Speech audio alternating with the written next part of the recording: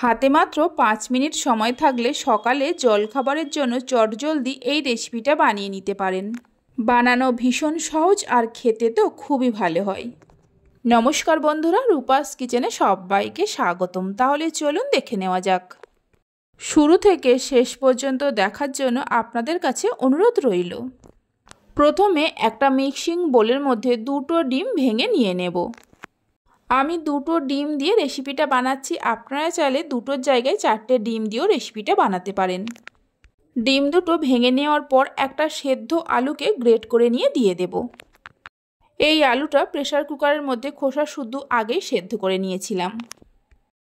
আলুটা গ্রেট করে নেওয়ার পর এর মধ্যে দিয়ে দেব একটা মিডিয়াম সাইজের গাজরকে গ্রেট করে নিয়ে, অল্প করে ধনেপাতা কুচি দিয়ে দেব, একটা মিডিয়াম সাইজের পেঁয়াজকে কুচিয়ে নিয়ে দিয়ে দেব, 2টো কাঁচা লঙ্কাকে ছোট ছোট করে কেটে নিয়ে দিয়ে দেব। ঝাল আপনারা যেমন খাবেন সেই মতো কাঁচা লঙ্কা দেবেন। যদি বাচ্চাদের জন্য বানান তাহলে কাঁচা লঙ্কাটা বাদ দিয়ে বানাবেন। সব কিছুকে মিশিয়ে নেওয়ার পর দিয়ে দেব 1 কাপ ময়দা। ময়দার পরিবর্তে আটা দিয়েও বানাতে পারেন। স্বাদ মতো নুন দিয়ে দেব, 1 চামচ ভর্তি করে গুঁড়ো দুধ দিয়ে দেব। যে কাপ মেপে ময়দা নিয়েছিলাম ওই কাপেরই 1 কাপ জল দিয়ে দেব। ব্যাটারটা আমি জল দিয়ে বানাচ্ছি, আপনারা চাইলে দুধ দিয়েও ব্যাটারটা বানাতে পারেন। সব কিছুকে খুব ভালো করে মিশিয়ে নেওয়ার পর দেখুন ব্যাটারটা অনেকটাই ঘন, তাই এর মধ্যে আরও 1/2 কাপের মতো জল দিয়ে দেব। মানে এই ব্যাটারটাকে একটু পাতলা করে তৈরি করতে হবে। জলটা দেওয়ার পর খুব ভালো করে মিশিয়ে নিতে হবে।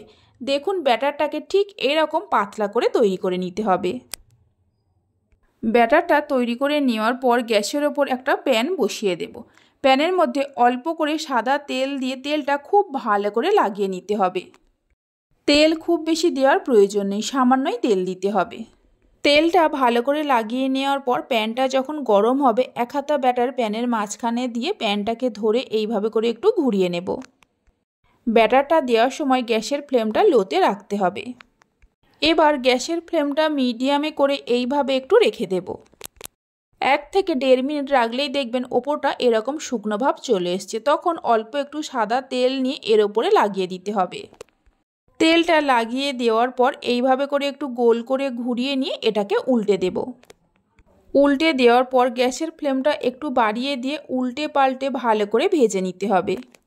এইভাবে বানিয়ে দিলে বাচ্চা থেকে বড় সকলে খুবই পছন্দ করবে। বাড়িতে বানালে খেয়ে কেমন লাগলো অবশ্যই আমাকে কমেন্ট করে জানাবেন। 2টো সাইড উল্টে পাল্টে ভালো করে ভেজে নেওয়া হয়ে গেছে। এর থেকে আর বেশি ভাজবো না, আপনারা চাইলে এর থেকে আর একটু লাল করেও ভাজতে পারেন। এবার একটা প্লেটের মধ্যে রেখে দেব। বাকি যে ব্যাটারটা আছে এইভাবে তৈরি করে নিতে হবে। রেসিপি ভালো লেগে থাকলে অবশ্যই একটা লাইক করবেন, বন্ধুদের সঙ্গে শেয়ার করবেন। ভালো লাগলে চ্যানেলটি সাবস্ক্রাইব করে পাশে থাকা বেল আইকনটি প্রেস করবেন নতুন রেসিপির আপডেট পাওয়ার জন্য। এগুলো খুবই কম সময়ের মধ্যে বানিয়ে নেওয়া যায় আর খেতে তো ভীষণই ভালো হয়। এইভাবে করে সবগুলোকে তৈরি করে নেওয়ার পর একটাকে আমি হাতের মধ্যে নিয়ে দেখিয়ে দিচ্ছি। দেখুন কতটা নরম হয়েছে, আর ঠান্ডা হয়ে যাওয়ার পরেও নরম থাকে। তাহলে চলুন ভিডিওটা আমি এখানেই শেষ করছি। আপনারা সবাই ভালো থাকবেন, সুস্থ থাকবেন। ধন্যবাদ।